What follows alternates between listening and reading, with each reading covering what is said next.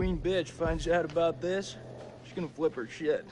Rachel and I, we know each other. Sir? The queen bitch you're referring to is his wife. Nice work, hotshot. Ashley Tisdale, welcome. Now, Ashley plays Rachel in Supermassive Games' Dark Pictures Anthology's House of Ashes. All right, Ashley, what can you tell me about your character? My character, Rachel, is a CIA operative, and it is taken place in 2003 in the Gulf War, and she is on a mission to find chemical weapons, so she's pretty badass. Wow. This is your first time doing a video game. This is my first time, yeah. Wow, so how does that process compare to maybe the stuff that you've done, on camera before? I think that it's just very obviously a different approach to it. I do a lot of voiceover for animation series, so I would say it's more in line with that because you're in a studio all day and it's like you and the script and then also like some of the other characters, but it's just like kind of going through it really fast versus, one scene on a TV show or a movie could take like an hour to 2 hours. So you're constantly going through it. It's a really long process, but it's cool, it's different. You're wearing like heavy machinery on your head and it's like getting all of your facial expressions. So it's pretty crazy. You can just be like completely like so muscular by the time you're done. Your neck will be. My neck is super strong. Yeah, the strongest neck ever now. Yeah. And how do you prepare for something like that? Then I feel like the script, it's not maybe necessarily you're preparing for particular scenes. Everything is so varied. Like, how do you really kind of get ready for it? I pretty much, obviously read the script beforehand, but I don't spend a lot of time on it like I would another script, like either with a movie or a TV, because it's the same thing of how I approach animations, is that I know when I'm here, I'm gonna be with the director and they're gonna have me do it like multiple different ways because there is multiple different directions the character can go. So if I were to fully prepare, I would maybe like put myself in this like, well, it's gotta be this way. And I wanna feel free to like be able to have them say, do it more sympathetic and do it more angry. And so I kind of don't fully prepare. I just know who the character is, and as long as I know the intention of what I'm saying, then I'm good. What is it? The guy who served me, I don't know. He was looking at me pretty strange. Probably doesn't get to see a woman like you around these parts very often, especially one that's showered. But with any series or film, there's just that one linear path for your character. Yeah. And with this, you have the option of There's living out many the different multiple. arcs. Yeah, how do you kind of keep it all straight or keep a continuity with your character through all that? Honestly, I don't even remember half of it. I think it's just obviously relying on the director. And the guys at Supermassive, they're just really great at knowing where we are in the storyline. And so it's just heavily trusting them. And then, just kind of knowing, that it's just gonna go. I can't, there's just so many different areas that it can go. And I could die in one of the things, and I could become a vampire. I can, live. It's just like, it's so crazy how opposite.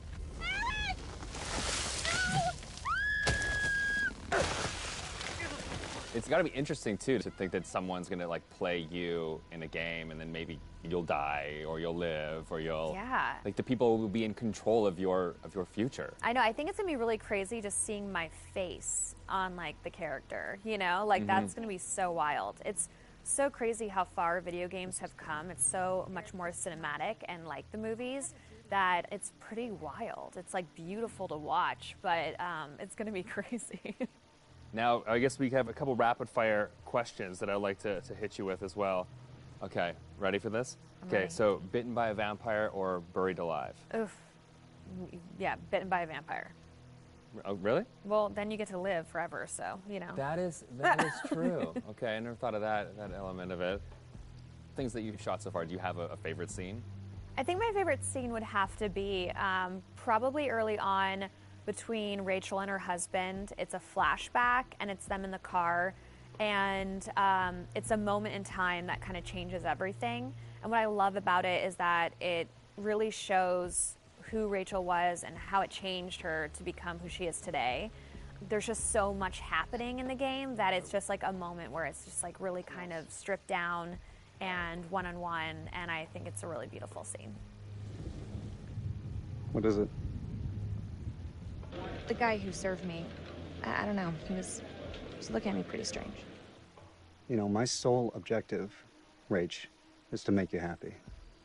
Doesn't matter where we are or what we're going through, I'll always put a smile on your face. See? I told you. So how do you get into that? Because I feel like, you know, it's sometimes it's such a sudden change from one scene to the next. So how do you kind of really get into that moment so quickly? I think how we've done it is that we would start off with the earlier stuff. So Okay. it's kind of like you're building to the bigger pieces. And yeah, usually the end of the day, we'll have like the biggest stuff, whether that's us like screaming and fighting, because it obviously drains us and our vocals. So, you know, they know to kind of like have us do the whole like action stuff at the very end of the day. They're breaking through the perimeter. You got any bright ideas? Now's the time.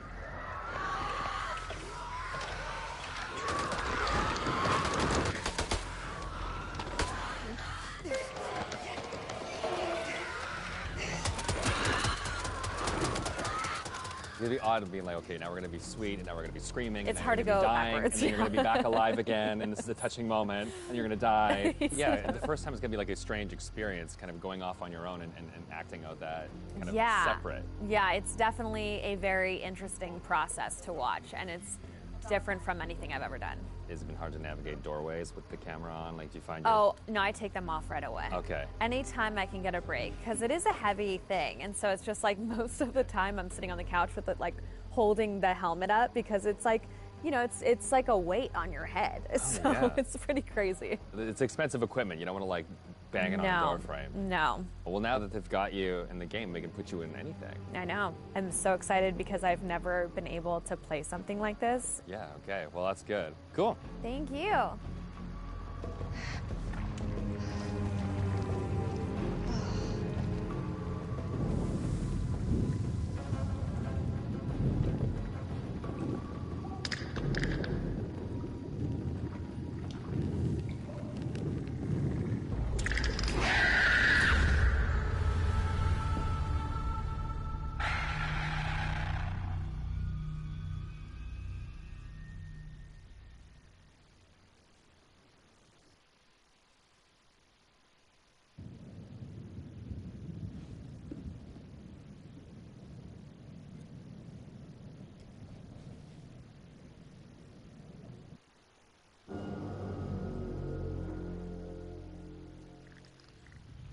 The creature has powerful claws and fangs formed from hardened, unidentifiable tissue. Two of the incisors appear grossly malformed and discolored. Blood is like nothing I've seen.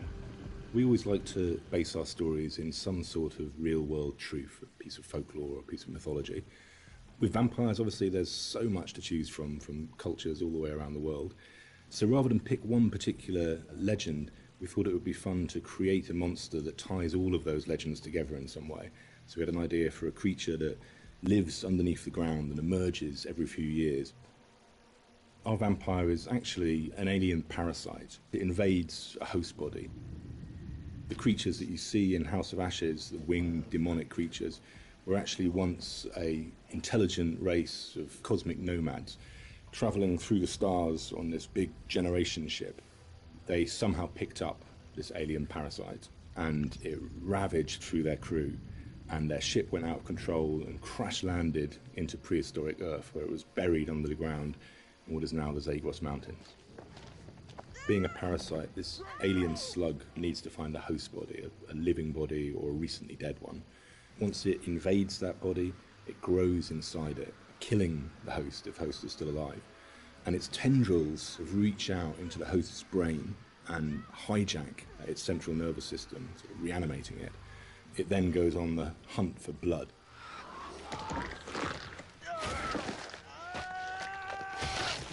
It feeds on the adrenaline in blood. So in order to get the adrenaline pumping, it needs to terrify its prey. So it shrieks at them and drags the kill out until the blood is really, really pumping, and then it strikes. You keep lookout. Fuck! Look out for what? We wanted to show the viewer different forms of the creature, making them think that initially it's a demon, then they think that it's a vampire, and then finally the revelation that it's an alien. So just to explain where the parasites have come to infect some of our game characters, this shows a game character who's going through different stages, is infected, starts to affect the character, and there's a final look from that where the fangs are coming through the skull. So that's one of the developments of how our classic vampire is actually a host. Another example of that is an Akkadian warrior who's been taken over by the parasite, and again the fangs have come through, the vines are poking through the head. This human is now being taken over, his skin is dying, the parasite is trying to grow within. But we progress that into looking at the design on the alien demon, I call it. This had to have very unique elements that came through from the head design. So we've got a very animalistic head here, but also we've got the fangs. These fangs are coming from the parasite that's within, so the fangs are coming through. It's almost deforming the shape of the host. Oh, shit. What the fuck happened to your teeth, buddy? We refined that further to what is our final head, where the ear is a part of the skull and it flexes open. A bit like a frill lizard, where the frill of the canopy comes out, our head is actually moving apart. And we've got illustrations that show that, where the head is dormant and is concealed, but then as it hears and wants to resonate, the skull expands open. And that then allows the creature to hear and pick up on anything within the environment.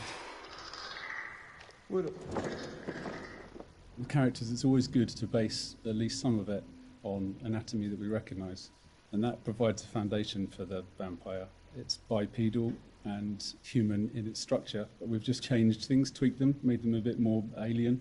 So, for example, the ribs joined together at the sternum to form a rib cage, but we've expanded it out quite a lot, and some of the ribs are fused together to make bony plates. It's just to suggest that it's had a very different evolution from a human. We tried a version with human-style legs, but in the end, we went for a dog-type leg. It just made it more creature-like and more threatening. And we added bird-like talons on the toes, just to give it some natural weapons and make it into a predator. We didn't want to focus too much on bat reference, because we were trying to steer away a bit from the classic bat-like vampire. We did go for 2 sets of bat-like wings. One of the shots in the game is of the vampire jumping down from above, backlit with its wings out in an attack pose. And when we saw that pose, we decided to add an extra set of wings attached at the hip joint. It just really helped that silhouette. The environment is very interesting because they can use not just the floor, they can fly as well. They can walk on the walls, but they've got claws. So imagine something really interesting in a cave where you've got creatures coming towards you, from every angle. I think that visually is something impactful and very interesting to look at, and scary. One of the interesting parts is the finding of those nuances and details that really bring the character to life. How does it move? How does it behave and act? We had motion capture, and then we had the more traditional computer animation keyframing. On the motion capture side, there were a variety of different setups that we tested. We had arm extensions, and then we had various different leg stilts that our creature actor used. But what was apparent when filming this was that it really limited his movement. So in the end, we decided not to use any of that, and he just performed himself. Basically, this gave him the freedom to really express that physicality in acting and gesture.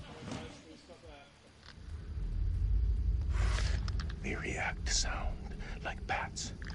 They hear you, they hunt you. The vampires have these head plates, these bony kind of gristly structures on their heads that click and vibrate, kind of like a bat's echolocation. They're used to survey environments and to locate prey. We went through a lot of different iterations, and we tried a lot of different things. Like I think I sampled keyboards and mouse clicks, and then used a scooter fender and a wet trainer. And it made this organic, clicky, squeaky sound. And then I had a friend of mine in the States take a taser to a bunch of meat and a bunch of organic material, and it came out a lot more aggressive. It just sounded meaner. I got something for you! And then the biggest thing that we had was this little tiny drum and a rod with fishing line in between it. So when you twisted a rod, it made this clicking and popping sound. So that ended up being one of the main tonal layers for it. But none of them quite fit right. But once we put them all together and layered them all together on top of each other, then it started to actually work as a holistic, organic thing. Something entirely new to House of Ashes, which is a classic horror movie trope, is the vampire point of view shots, which we use a very wide lens and we use some perspective distortion on those shots, which helps sell the power and hunger of the vampires as they're chasing the soldiers, and it helps make the soldiers feel very small and very weak. And doing so, it also helps us as the player realise that these vampires are inhuman, and that when we're watching what they're doing, they're bouncing off of walls and they're climbing on the ceilings and flying. At any time in the game, the players could be running through an endless maze of tunnels, and we use very tight shots on these with a lot of handheld, a lot of tilt again, to emphasise this claustrophobicness and this tension and not being able to see what's chasing them. And it's in complete contrast then to later on in the game where we see these grand environments that they uncover, which could be a temple, a city, or things like that, that we have these wide shots that really sit still and just let the player soak in that environment.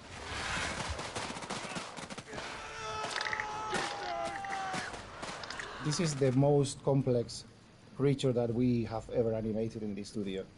But the challenge is more than a challenge, is the fun to do it. Because it's not a real creature. You can push it in a way that you can use your imagination to make it more interesting.